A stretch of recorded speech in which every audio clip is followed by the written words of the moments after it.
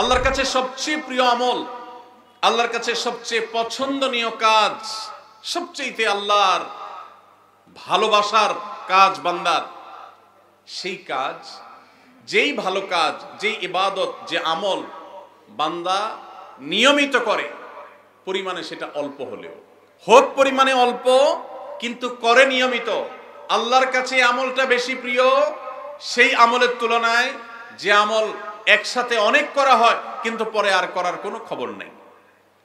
কেউ রমজানে কোরআনে কারীম 2 খতম দিয়েছেন, মাশাআল্লাহ, কেউ 3 খতম দিয়েছেন, কিন্তু রমজানের পরে কোরআনে কারীম 3 খতম, 2 খতম, 1 খতম দেয়া তো দূরের কথা, পরবর্তী রমজান পর্যন্ত আর কোরআনটা ছুঁয়ে দেখা হয় না, খুলে পড়া হয় না, তেলাওয়াত করা হয় না, 1 পৃষ্ঠা পড়ার সুযোগ হয় না।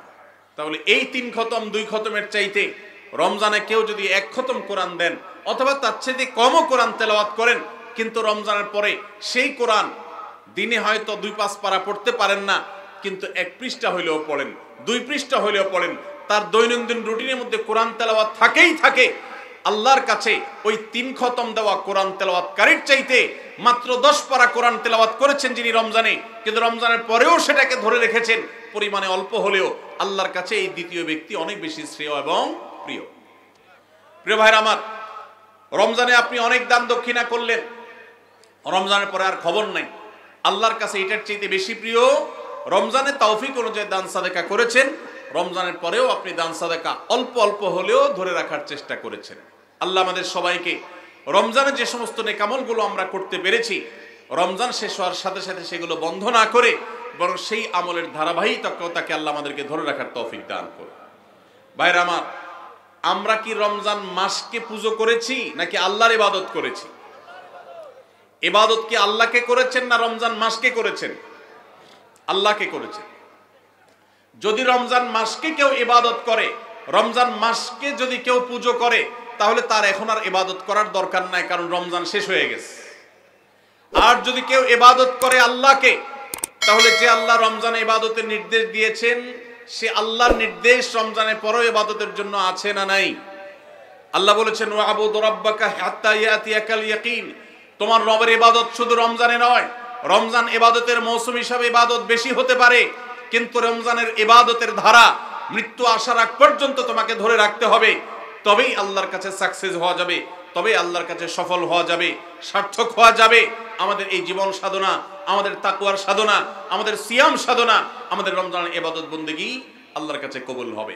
আল্লাহ আমাদের সবাইকে রমজানের আমলগুলোকে রমজানের পরেও পরিমাণে অল্প অল্প হলেও ধরে রাখার তৌফিক দান করুন। সবাই চেষ্টা করবো তো ইনশাআল্লাহ। রমজান মাস আমাদের থেকে বিদায় নিয়ে গেছে। রমজান মাস বিদায়ের সাথে সাথে আমাদের সমাজের বহু মানুষ আছে যাদের ইবাদত বন্দেগীও বিদায় হয়ে গেছে। আমরা অনেকে রমজান মাস শেষ হওয়ার পর মাথার টুপিটা খুলে ভাঁজ করে এমনভাবে রেখে দিয়েছি যেন আবার আগামী বছর রমজান আসলে সেই টুপি খুলে আমরা মাথায় দেব। আমাদের কি শুধু ইবাদত বন্দেগী রমজানেই করা দরকার, না রমজানের পরেও করতে হবে?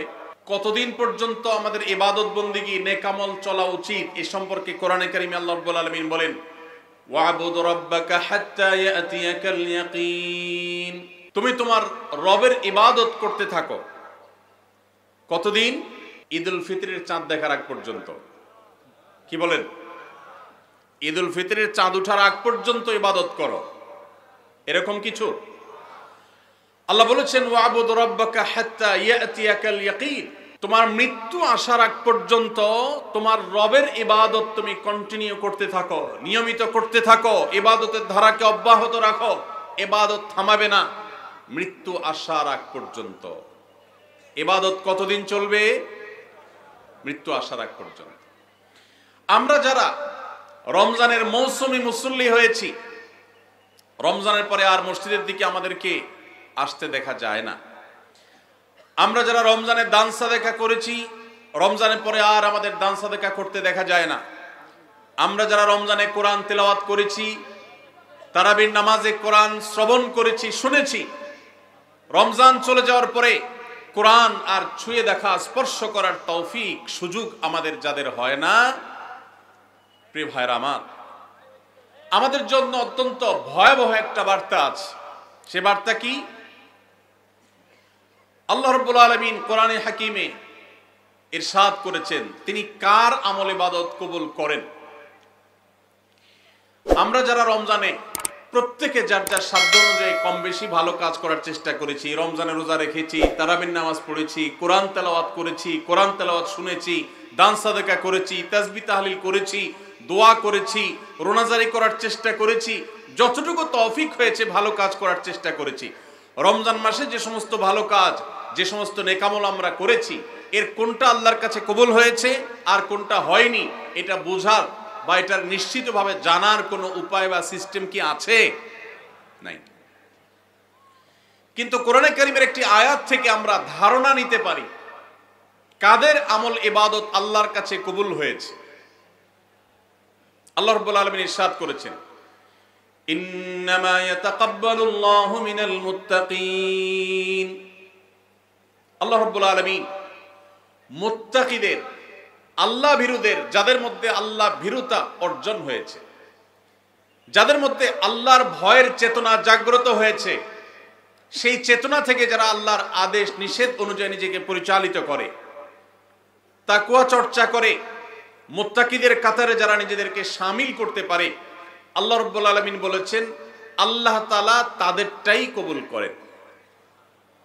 অতএব যদি রমজানের পরেও আপনার মসজিদের আনাগোনা, মসজিদের আসা যাওয়া বলবৎ থাকে, অব্যাহত থাকে, রমজানের পরেও যদি আপনার কোরআন খুলে তেলাওয়াত করার সুযোগ সৌভাগ্য অর্জন হয়, রমজানের পরেও যদি আপনার মাঝে মধ্যে হলেও আল্লাহর কাছে দুহাত তুলে দোয়া করবার তৌফিক হয়, সুযোগ হয়, সামর্থ্য হয়, রমজানে অনেক বেশি দান সাদেকা করেছেন, রমজানের পরে এত বেশি পারেন না, অল্প হলেও দান সাদেকা করার চেষ্টা করেন, তাহলে আপনি আল্লাহর কাছে নিজেকে সেই সৌভাগ্যবান মানুষদের কাতারে শামিল বলে সুধারণা করতে পারেন যাদের রমজানের আমল ইবাদত আল্লাহ তাআলা কবুল করেছেন। আলহামদুলিল্লাহ।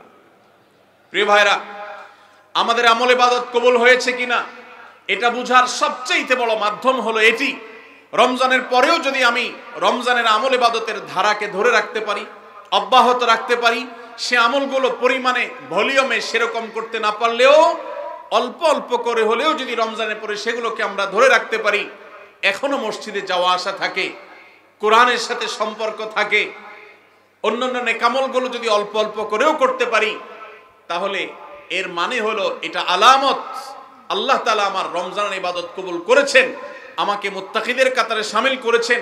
রমজানের পরে এখন গুনাহ করতে গিয়ে বুকটা কাঁপে।